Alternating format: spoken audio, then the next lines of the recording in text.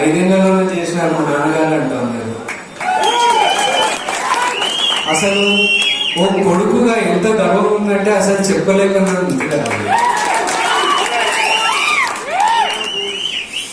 మళ్ళా ఎన్నికలు వచ్చినాయి కాబట్టి మళ్ళా నిలబడుతున్నారు కాబట్టి నేను ఒకటే అడుగుతా ఉన్నాను, ఇది మొత్తం ఒక టీమ్ ఎఫర్ట్. ప్రతి ఒక్కరు 50 ఏళ్లలో జరిగిన అభివృద్ధి 5 ఏళ్ళు కాదు కదా, కరోనా తర్వాత 3 ఏళ్లలోనే జరిగింది అంటూ ఉన్నారు. నేను ఒకటే అడుగుతున్నా ప్రతి ఒక్కరిని, ఇంకొకసారి 5 ఏళ్ళుగానే వస్తే చేతులేకి 50 ఏళ్ళు ముందర పోవడం.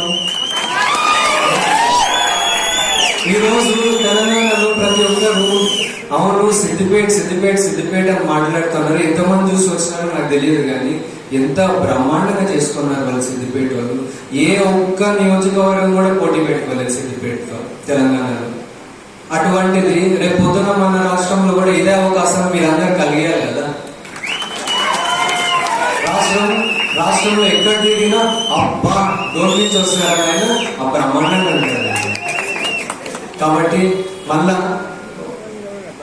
ఒకసారి అందరు కూడా కష్టపడినందుకు నా ధన్యవాదాలు. ఈ వచ్చే 4 రోజులు కూడా బాగా కష్టపడ్డాము. ఒక కొడుకుగా అడగడం లేదు, ఈ నియోజకవర్గంలో ఉన్న ఒక ఓటర్గా అడుగుతున్నాను. ఖచ్చితంగా మళ్ళా మన ప్రభుత్వమే రావాలా. ఒకవేళ మన స్కూళ్ళన్నీ కూడా మన స్కూళ్ళలో మన పిల్లలందరినీ బాగా చదివించి పెద్ద పెద్ద ఉద్యోగాలు చేయాలంటే అవి మన కంట్రోల్లోనే ఉండాలి, లేదంటే ఏదో ఫంక్షన్ హాల్ చేసి పెడతారు. ఒకవేళ మన ఆసుపత్రులు ప్రతి ఒక్కరికి వైద్యం అందియాలంటే మొత్తం ఎస్టాబ్లిష్ కావాలంటే అవి కూడా మన కంట్రోల్లోనే ఉండాలి. ఇంకా పెద్ద పెద్ద రోడ్లు వేసుకున్నాము, పెద్ద పెద్ద వాటర్ ప్రాజెక్టులు మొదలు పెట్టుకున్నాము, అవి కూడా చాలా వరకు పూర్తవుతున్నాయి. పూర్తి చేసి ఇంకా మిగిలిపోయిన చిన్న చిన్న పనులు ఏవైతే చేసుకోవాలో అవి కూడా చేసుకోవాలంటే ఇంకా మన కంట్రోల్లోనే ఉండాలి కదా.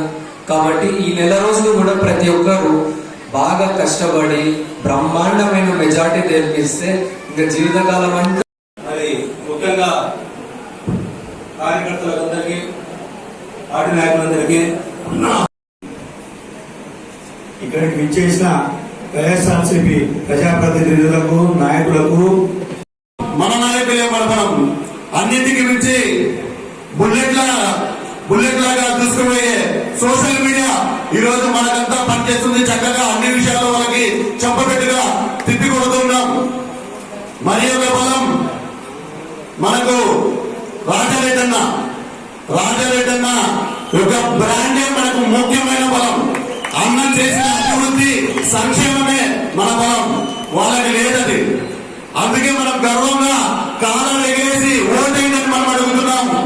ఏం చేసినారో ప్రజలకు ఏం చేసినామో, మనం అన్న ఏం అభివృద్ధి చేసినాడో, మనం ప్రజలకు ఏం అందించినామో అవన్నీ కూడా పాంప్లెట్ రూపంలో అయితే కరపత్రాలు ఇచ్చి మనం ఇంటింటికి వెళ్ళి అడుగుతున్నాం, చెప్తున్నాం. సాధారణంగా మనకి స్వాగతం పలికి మీరు ఇండియాలో ఏసీ వేసుకుని కూర్చోండి, ఎందుకు బయట తిరుగుతున్నాం, మేము సిద్ధంగా ఉన్నాం, ఓటేసి మే 13వ తారీఖు ఎప్పుడు వస్తున్నాం కౌంట్ చేస్తున్నాం. కౌంట్ డౌన్ స్టార్ట్ 28 days కానీ వాళ్ళే చెప్తా ఉన్నారు మనకి.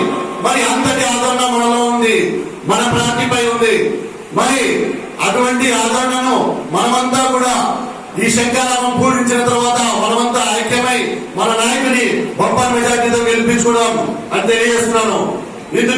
ఎందుకు చెప్తున్నానంటే సార్ ముగన్న గారు మామూలుగా అన్ని నియోజకవర్గాలలో ఓన్లీ సంక్షేమం జగనన్న ఇచ్చిన పథకాలు ఉంటే మనకు అదనంగా ఇక్కడ రాజారెడ్డి చేసిన అభివృద్ధి పనులు కూడా మనకంతా మనకు అందుబాటులో ఉన్నాయి, మనం చెప్పుకోవడం మనకు అందుకు కనబడుతున్నాయి. అందుకే నిన్న తెలుగుదేశం పార్టీ వాళ్ళకు ఒక మానసిక క్షేత్రము, ఒక కంటి వైద్య శిబిరాలు 2 పెట్టాలి. ఎందుకంటే వాళ్ళకి కనబడడం యాడుంది అభివృద్ధి, మాట్లాడుతుంది యాడుంది అభివృద్ధి. అందుకే వాళ్ళు వచ్చి వివిధ అంటే వాళ్ళకు నచ్చిన సంస్కృత భాషలు, ఆ సంస్కృతం కూడా చెప్పాను ఇప్పుడే ఎటువంటి భాషలు, ఆ సంస్కృత భాషలో వాళ్ళు మాట్లాడుతున్నారు ఇదేం అభివృద్ధి అని. పోనీ మీరు చెప్పండి, మాకు తెలిసి ఇది నీళ్లు అంటే నీళ్లు, సీసా అంటే సీసా అని, కాదు అని మీరు అంటున్నారు. కాదు అని మీరు చెప్పండి ఏమని, అంటే మీ డెఫినేషన్ ఏమి, అసలు మీరేం చేయదలుచుకున్నారు, మీరేం చేస్తున్నారు, ఏం చేయబోతున్నారు, మీరు చేసిందేమి, చేస్తుండేదేమి, చేయబోయేది. మేము బ్రహ్మాండంగా చేసినాం, ఏం చేసినారు బ్రహ్మాండంగా చేసి ఏం చేసినా అన్నీ మేమే చేసినాం, అన్నీ మేమే చేసినాం, ప్రజలకు తెలీదా? ఆసుపత్రి మేమే కట్టినామంటే దీనికి సమాధానం మనం చెప్పగలుగుతాము. దీనికి సమాధానం ఆసుపత్రి మేమే శాంక్షన్ చేసినామంటే దీనికి సమాధానం మనం చెప్పగలమా? ఏది ఏమైనా మేము బ్రహ్మాండంగా చేస్తామని అంటున్నారు కదా, సంతోషం. అయితే ఆ సంతోషంలో భాగంగా నా ప్రశ్న ఏమంటే, మీరు కన్న తల్లికి పిడికెట్ అన్నం పెట్టలేంత వరకు పిన్నికి మాత్రం బంగారు గాజులు కొనుక్కొస్తా అంటున్నారే, లద్దగిరికి ఇంతవరకు లద్దగిరికి సరైన రోడ్డు ఎందుకు లేదు అని చెప్పి నేను అడుగుతా ఉన్నా.